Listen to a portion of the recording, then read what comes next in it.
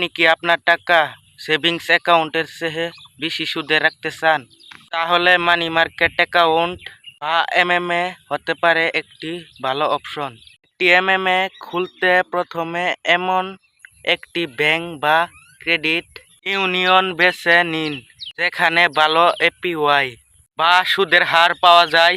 এরপর আপনার পরিচয়পত্র, ঠিকানার প্রমাণ এবং প্রয়োজনীয় তথ্য প্রস্তুত রাখুন। ব্যাংকের ওয়েবসাইটে গিয়ে অনলাইন আবেদন করুন এবং প্রাথমিক ডিপোজিট জমা দিন। অনেক ব্যাংকে $50 থেকে $5,000 পর্যন্ত মিনিমাম ডিপোজিট লাগতে পারে। মনে রাখবেন, মানি মার্কেট অ্যাকাউন্টে সাধারণ সংখ্যা উত্তোলনের সহযোগ থাকে এবং আপনার ব্যালেন্স যত বেশি হবে সুদের হারও তত বেশি হতে পারে। নিরাপদে টাকা সঞ্চয় করে সুদ পেতে চাইলে, মানি মার্কেট সম্পর্কে জানতে হলে, নতুন নতুন ভিডিও পেতে হলে এখনই চ্যানেলটিকে সাবস্ক্রাইব করে রাখুন। দেখা হবে নেক্সট কোনো ভিডিওতে। ধন্যবাদ।